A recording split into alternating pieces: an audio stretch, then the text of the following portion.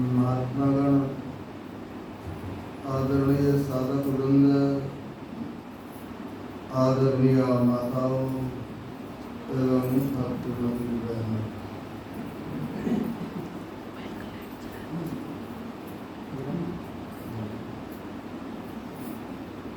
संसार में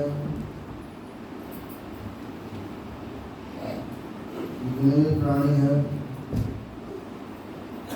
भी प्राणी हैं,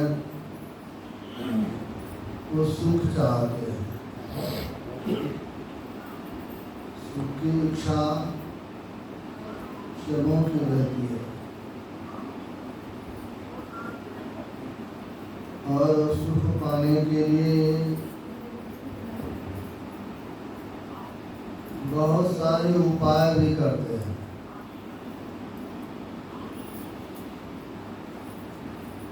सुखी रहना चाहते हैं, सुख का एक ही साधन है, वह ध्यान है। ध्यान के माध्यम से हम सुखी हो सकते हैं। भगवान बुद्ध का जब अवतार हुआ तो वे बहुत सारे शिष्यों को लेकर एक साथ ध्यान करते थे। अपने भी ध्यान में बैठते थे और शिष्यों को भी ध्यान करवाते थे। उनकी वाणी है, ज्ञान बिना ध्यान नहीं, ध्यान बिना ज्ञान नहीं। ध्यान और ज्ञान दोनों रखेगा वो निर्वाण के समीप होगा। निर्वाण चाहते हैं तो ज्ञान भी चाहिए और ध्यान भी चाहिए। है ज्ञान बिना ध्यान नहीं, मतलब पहले ध्यान को समझने की जरूरत है। ध्यान है क्या, इस बात की जब जानकारी होगी तब न ध्यान करेंगे, और जब ध्यान करेंगे तब असली ज्ञान होगा। अभी आप श्रवण कर रहे थे हमारे देश के बड़े उच्च दर्जे के महापुरुष संत विनोबा भावे के बारे में। बड़े आदर्श महापुरुष थे, लेकिन उन्होंने कर्म योग पर विशेष बल दिया। उन्होंने गीता प्रवचन नाम की पुस्तक को लिखे हैं। उसमें दिया है जो भगवान श्री कृष्ण भी युद्ध के मैदान में जाते थे तो युद्ध के साथ में क्या करते थे, रथ पर बैठते थे, सारथी का काम करते थे। कर्मयोग हुआ, और जब मैदान से आते थे, युद्ध समाप्त होता था तो घोड़ा की सेवा करते थे। तो हमारे गुरुदेव ये तो ऊंचे दर्जे के महापुरुष, उन्होंने उसका उत्तर दिया था जो भगवान श्री कृष्ण घोड़े की सेवा शुश्रूषा तो करते ही थे, इसके अलावे भागवत माया ब्रह्म मुहूर्त उठाया। सुबह में भगवान श्री कृष्ण जग जाते थे और जब करके ध्यान करते थे, और जब ध्यान करने लगते थे तो उसका रोम रोम खिल उठता था। इस प्रसंग को गुरु महाराज को सुनाए, और वे जब इस बात को सुने तो उन्होंने कहा इतनी गहराई में हम इस बात को नहीं सोचे थे, क्योंकि विनोबा भावे का दर्शन प्राप्त करने का सौभाग्य हम लोगों को भी मिला। हम लोग छोटे थे तो उस समय उनका पुराण जग चल रहा था, आंदोलन। तो जिस विद्यालय में मैं पढ़ता था उस विद्यालय में वो अपने शिष्यों के साथ आए हुए थे। तो उस क्षेत्र के सज्जन ने 50 एकड़ जमीन भूदान में दिया था, इसलिए वे वहां पर आए थे। मेरे कहने का भाव, ध्यान करेंगे तो हम लोगों का जीवन सुखमय होगा। ध्यान सिर्फ कह दें और अपने नहीं करें तब सो नहीं। हमारे गुरु महाराज एक प्रसंग बड़ा अच्छा है, आप लोग सुने होंगे। कुर्सेला के बगल में एक गांव है डोभा, वहां पर अखिल भारतीय संस्कृत का विशेषाधिवेशन हो रहा था। संयोग से बौद्ध साहित्य के बड़े विद्वान जब इस भिक्षु काश्यप भी वहां आए हुए थे, तो वे जब सत्संग में मंच पर पंडाल में बैठे सत्संग सुने और रात्रि में जब विश्राम करने के लिए गए तो गुरु महाराज का नियम था, पहले अखिल भारतीय में भी 2:45 बजे जागरण की घंटी बजाती थी और सब व्यक्ति 3 बजे पंडाल में बैठ जाते थे। ध्यान जो जहाँ है वहीं बैठ जाते थे। तो भिक्षु काश्यप जब आए तो गए घूमने के लिए, फिर जब घंटी बजी तो उसको कौन सी घंटी बजा गया देखने के लिए। देख पंडाल में हजारों व्यक्ति आंख बंद करके ध्यान कर रहे हैं। तो कहा ये लोग क्या करते हैं? तब तक संत मत से उतना नहीं जुड़े थे, संत मत का ज्ञान ठीक नहीं था। लोगों से पूछा, ऐसा बैठ करके ध्यान करते, उनको बड़ा आश्चर्य लगा, एक साथ इतने व्यक्ति बैठ के ध्यान करते हैं। फिर मन में बाहर जाके जरा देखें जो महर्षि जी क्या करते हैं। तो उस समय गुरु महाराज के लिए लोग कुटिया बनाते थे, फूस की कुटिया, उसी में रहते थे, नया घर बना देते। जब गए तो देखते गुरु महाराज अपने कमरे में बैठे हुए हैं, मच्छरदानी टंगी हुई है, भीतर में बैठ के ध्यान कर रहे हैं। उनको बड़ा आश्चर्य लगा, ये यहाँ ध्यान करते हैं और इनके शिष्य वहाँ ध्यान करते हैं। तब उन्होंने कहा था, हम लोग बौद्ध साहित्य को बहुत पढ़े हैं, बहुत अध्ययन किए हैं। उसमें आया भगवान बुद्ध हजारों शिष्यों के साथ बैठ के ध्यान करते थे, करवाते थे।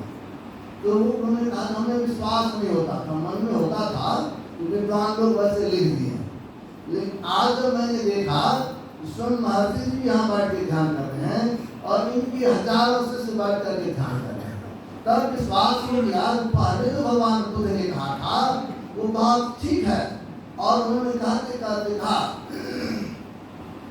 तो मुझे ये सौभाग्य नहीं हुआ भगवान बुद्ध का दर्शन करता। आज मुझे वो सौभाग्य प्राप्त हो गया।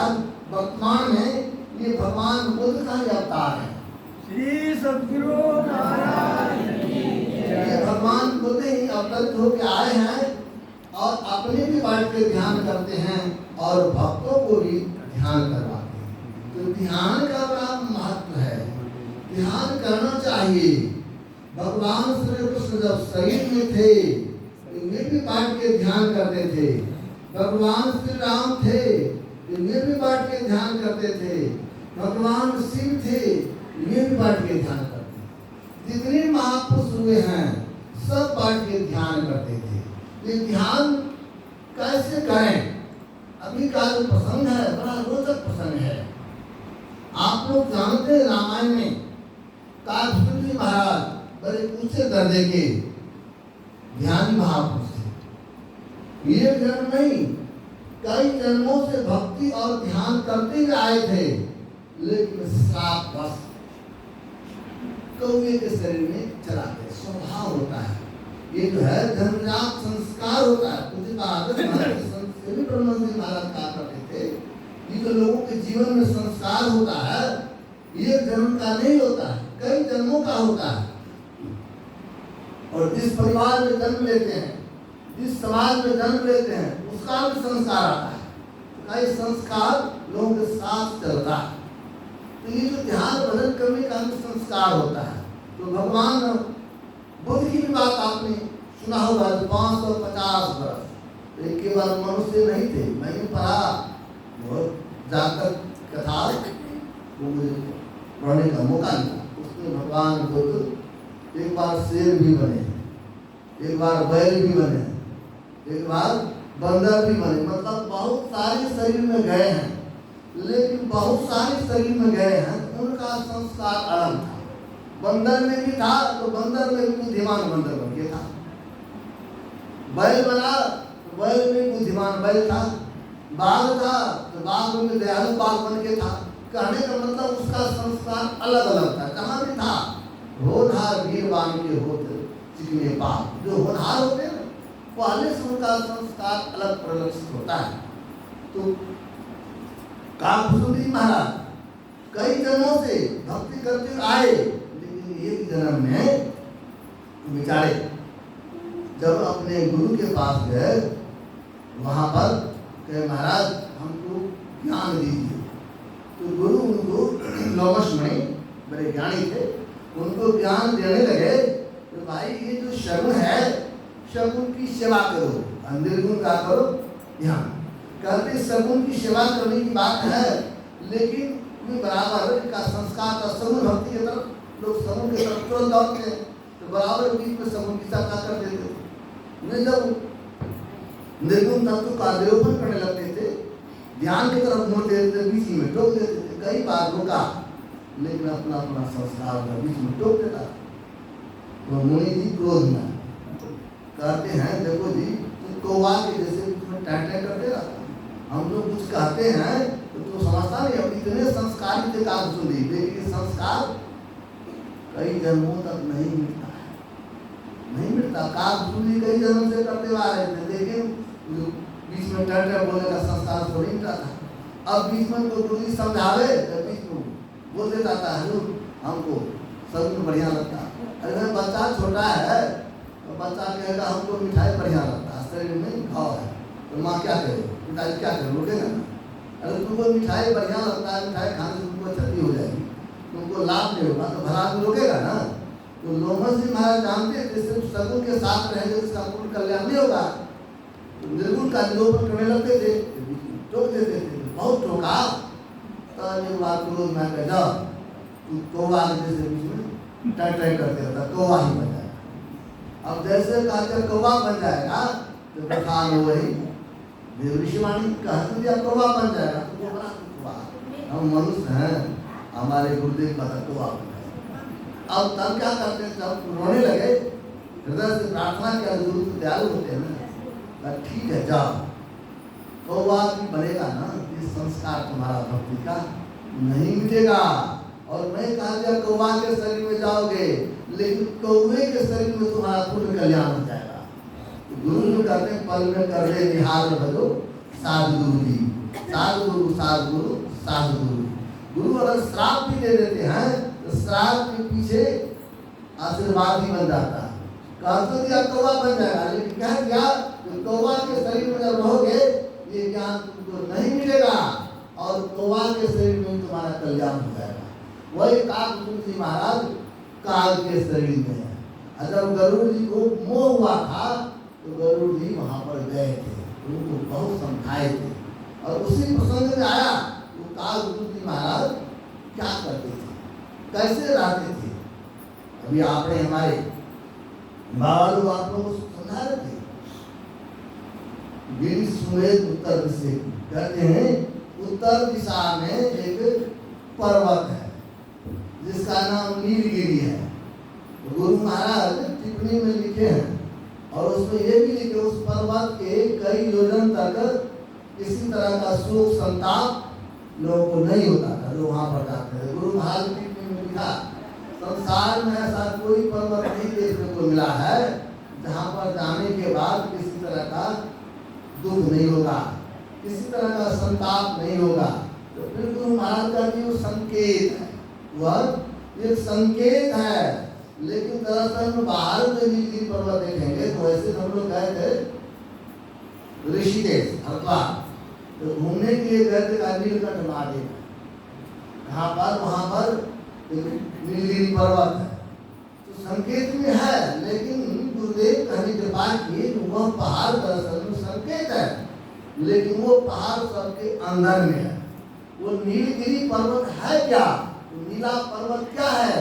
तो हम लोग जो आँख बंद करते हैं, चाहे हिंदू हो, मुसलमान हो, सिख हो, बौद्ध हो, जैन हो, स्त्री हो, पुरुष हो, बैठ के आँख जो बंद करते सामने, तो सामने देखते घोर अंधकार है, घोर अंधकार है। ये घोर अंधकार जो दिखाई पड़ता है, समझिए हम नीलगिरी के नजदीक है, ये काला पहाड़, वहाँ काला पर्वत सामने है और हम लोग वहीं पर हैं। तो जब तक अंधकार में रहेंगे, अज्ञानता में रहेंगे, काग वाला गुण नहीं मिटेगा, होगा कमजोर, इधर कमजोर, उधर उधर, चंचलता बनी रहेगी। चंचलता को मिटाना है, काग के गुण को हटाना है। तो संकेत तो बड़ा सुंदर है, वो हम साधकों के लिए संकेत है, अपने अंदर में चलें। और हमारे स्वामी जी कह रहे थे, नीचे की जो 5 कुंडलियां है, चक्र है, और आगे ऊपर छठा चक्र है। तो दरअसल में कुछ विद्वानों ने कहा नीचे के चक्र को भेदते हुए तो लोग ऊपर आते हैं। इसको हमारे गुरुदेव कहते हैं हठ योग की क्रिया है, इसको पिपलक मार्ग भी कहते हैं। इसको चलाने वाले वामदेव मुनि हुए। लेकिन गुरुदेव कहने के बाद ये लेकिन नीचे से 5 चक्र है, तो कोई साधक नीचे से चलना प्रारंभ करता है, और जैसे जैसे ऊपर उठता है तो उनको स्थिति होती जाती है, और जो तत्व है उस तत्व पर उसका अधिकार बढ़ते जाता है। और गुरुदेव ने बड़ा अच्छा संकेत किया, जब हम लोग छठा चक्र में हम लोग का वास है, आँख के मध्य में जब वास है, नीचे क्यों जाए? जब ऊपर भी हमारा वास है तो नीचे जब ऊपर जाना है तो नीचे क्यों जाएंगे? लेकिन कुछ लोगों ने कहा नीचे से चाहिए, तो कुछ लोगों ने नीचे से चला, उसको वाम मार्ग कहते हैं, विकल्प मार्ग कहते हैं, नीचे चलते रही।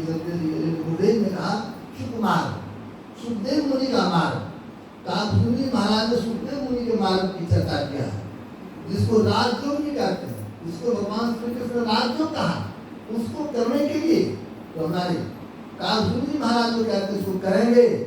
तो आँख जब बंद किया तो वो काला अंधकार देखते हैं। अब वहीं पर वो क्या करते थे, हमारे काकभूमि जी महाराज बड़ा सुंदर है, पाकर वृक्ष के नदी क्या करते थे, जब जैसे जग करते ना लोग, तो जग करेंगे तो जग में तिल चाहिए, जो चाहिए, घृत चाहिए, तब ना जग होगा। लेकिन गुरुदेव कहते यहाँ पर वो जग नहीं है, जब यज्ञ करते थे, जब करते थे, मतलब आँख बंद किया, सामने अंधकार देखते हैं और वहीं पर जप करना प्रारंभ करते हैं। जैसे जप करना प्रारंभ करेंगे तो जब प्रारंभ हो जाएगा। जप करना शुरू करते हैं, मन जप में नहीं लगता है, मन संसार के विषयों की तरफ दौड़ता है, विषयों का चिंतन करता है। जब जप करना है तो मन को एकाग्र करना है। इस तरह जग में एकाग्र करते हैं, जग में हवन कुंड रहता है, तिल जल रहता है, वहाँ पर जब करवाने वाले रहते हैं, जजमान रहते हैं, तब कहते हैं ओम मंत्र करवाते हैं, स्वाहा करवाते हैं, सब कुछ में डालता है, कितनी एकाग्रता रहती है।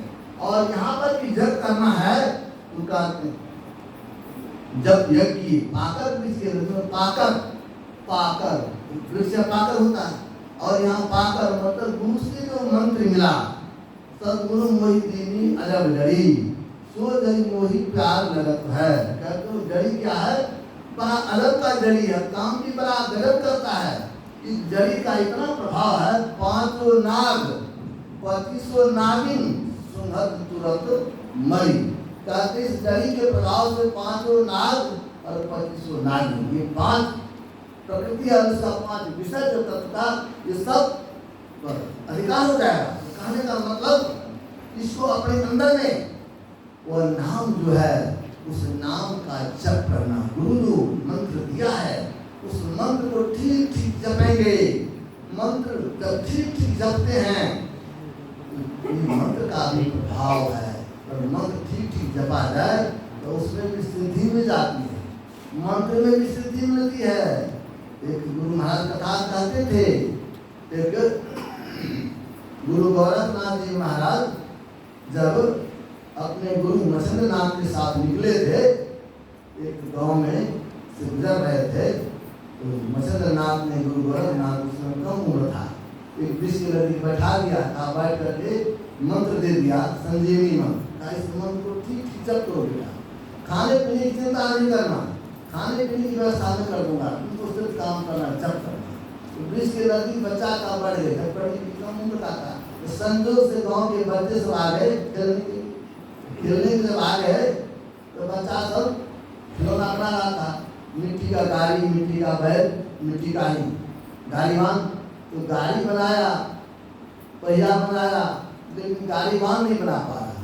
तो बच्चा सब कहते बाबा आप हमको जरा मिट्टी का गाड़ीवान बना दीजिएगा। वो कहता था कि हम जब तक ध्यान करके बड़े तुम जाओ, बच्चा सब कहने लगा आप बना दीजिए, हम चले जाए, अपने आप को तंग करें। इनके मन में बात बच्चा भाग जाएगा, इसे बना ही देते हैं। तो मंत्र छूटे नहीं, जप में देखिए कितनी शक्ति है, जप में कितना सिद्धि होता है। तो जप को करते रह गए और मिट्टी का मनुष्य बनाया। तो जैसे मिट्टी का मनुष्य तैयार हो गया और जप में देखिए कितना शक्ति है, सिद्धि है। अंत में वह मूर्ति था मिट्टी का, उसमें प्राण आ गया। वो भी बोल दिया श्री सतगुरु महाराज की जय। जैसे वो बोला और सब बच्चा का भाग भूत बना दिया, बाबा भूत बना दिया। गांव के बच्चे सब भागने लगा, गांव के लोग भी आ गए, क्या बात है, क्या बात है। हम तो उसने हम तो मिट्टी का मनुष्य बना रहे थे, ये तो बोल रहा है। तब गुरु जी भी आ गए, मछंद्रनाथ आ गए, क्या बात है बेटा, मेला कुछ लगा हुआ यहाँ पर, कहते कि ना बना रहे थे, बच्चा सब कहा में बनाया मिट्टी का, बोल रहा है। गाँव के लोग सब आ गए, बेटा ये मंत्र में शक्ति है ना, उनको कहा मंत्र जब नहीं, मंत्र ठीक ठीक जपेंगे ना, जब में विशुद्धि होगी, जब का भी बड़ा महत्व है। और जैसे तब उनके गुरु ने कहा बेटा ठीक है, बन गया तो कोई बात नहीं है। संजोग उस गाँव के एक ब्राह्मण दंपति आए हुए, तो संतान नहीं था। कहते बाबा इस बच्चा को कहाँ ले जाइएगा, हमको दे दीजिए, इसको पास इसका लालन पालन करेंगे, बाद में बड़ा होगा तो आपको बता देंगे। दे दिया तो वही उसका पालन पोषण किया, बड़ा हुआ तो उसका नाम गहीना इसी का नाम, बड़े जोगी बने, बड़े ऊंचे दर्जे के महापुरुष हुआ। और उन्होंने संत ज्ञानेश्वर के भाई निवृत्तिनाथ को दीक्षा किया था, और निवृत्तिनाथ संत ज्ञानेश्वर को दीक्षा किया। ये परंपरा ये किसकी शक्ति है, ये मंत्र की शक्ति है। लेकिन हम लोगों को विश्वास होना चाहिए, अंधकार में भी जब भी ठीक ठीक हो जाए नीलगिरी पर्वत पर तो जो है बड़ा अच्छा होगा। लेकिन हम लोग वहाँ भी कागजूली की वजह से जैसे इधर उधर करता है, उसी तरह हम लोग का मन बना रहता है, लेकिन उतना ही से काम नहीं चलेगा। अगर जब यह किया, फिर इसके बाद आम छा करी मानस पूजा, आम वृक्ष से क्या किया, मानस पूजा, जिसको हम लोग मानस ध्यान किया।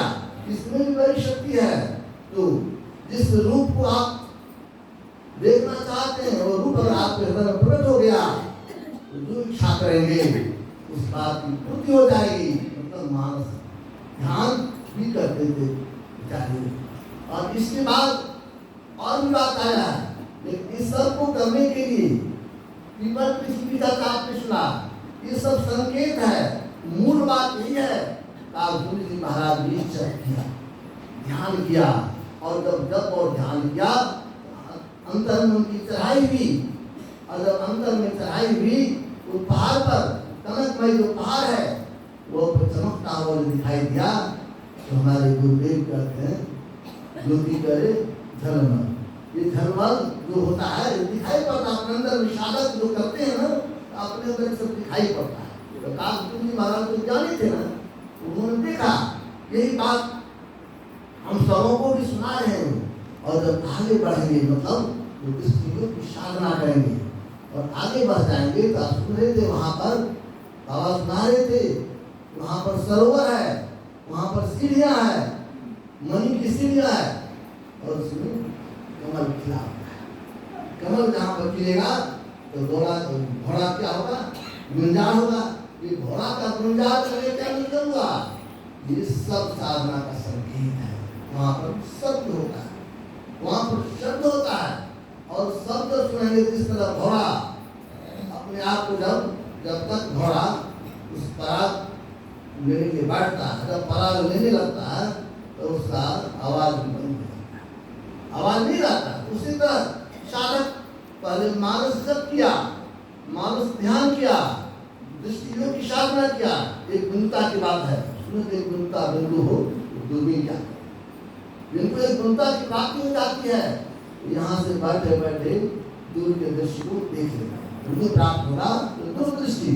और जिनको शब्द प्राप्ति होती है, शब्द के माध्यम जिस तरह घोड़ा आवाज बंद हो जाता है, उसी तरह जब अंतर में गमन करेंगे, अंतर में चले जाएंगे, तो कहते निशब्दम परम पदम। वहाँ पर कोई शब्द नहीं, निशब्द है तो वहाँ कौन शब्द है?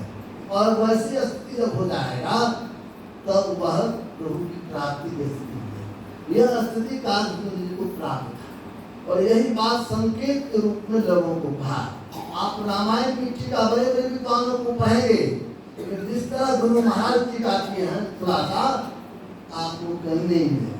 बहुत सारे विद्वान मोटी मोटी ग्रंथों में देखा, 7-7 घोलों 8-8 घोलों में व्याख्या किया है, लेकिन जब नीलगिरी की बात करते हैं तो कहते हैं नीलगिरी पहाड़ है, हरिद्वार से वहीं पर बैठ के ध्यान करते थे, वहीं पर साधु वृक्ष था, तो वो लोग वर्णन करते हैं तथा सरस बना करते हैं। लेकिन मूल बात है वो अपने अंदर में चलने की बात है, और जो कोई अंदर में चलते हैं तो अंदर का ज्ञान होता है। गुरु महाराज को छोड़ करके कहा, समझा में ही रखा नमूना, बात बिल्कुल सब हित की। तो देख करके मैंने समझा, वैसे नहीं कहता समझा में मैंने समझ लिया हूँ, देख करके अंदर में जाकर के अनुभव ज्ञान प्राप्त किया हूँ। समझा में ही लखा नमूना, और नमूना भी मैंने देखा हूँ क्या होता है। बात बिल्कुल सत्य और हित की, हमारे हित की बात है और सत्य बात है। इसलिए इस क्या समझा, सूरत रस करण को जाति तरती दिल की है। आप सुख चाहते हैं, शांति चाहते हैं, तीसरा दिल में प्रवेश कीजिए, तीसरे दिल में चलिएगा, और वहां पर जब करेंगे आस मिलेगा, शब्द मिलेगा, इसके माध्यम से उस प्रभु के पास ले जाइएगा। तो उस प्रभु के पास जाइएगा तो आपका जीवन सुखमय हो जाएगा, आपका जीवन आनंदमय हो जाएगा। इसी तरह का जीवन कालकृष्ण जी का था, और इसी तरह का जीवन हम साधकों का होना चाहिए, हम साधकों भी चाहिए। उसी तरह जीवन में कम ही समय हो, लेकिन ध्यान भजन नहीं छूटे। हमारे गुरुदेव कहते थे, ध्यान का लसन लगा के रखिए, ध्यान का हिस्सा लगा के रखिए। इसको लगा के रखेंगे तब मन जब जिस दिन ध्यान नहीं करेंगे, जब नहीं करेंगे तो मन व्याकुल होने लगता है। इसीलिए आदत का जरूरत है। ध्यानाभ्यास करते हैं, ध्यानाभ्यास का उद्देश्य है हम अपने मन को, अपने आप को संत मत के नियमानुकूल ढालेंगे, और जब ढालेंगे तो घर पर भी जाएंगे तो उसके मुताबिक चलने का प्रयास करेंगे तो हमारा ये लोक और परलोक बनेगा। इन्हीं के साथ मैं अपने वाणी को विराम दे रहा हूँ।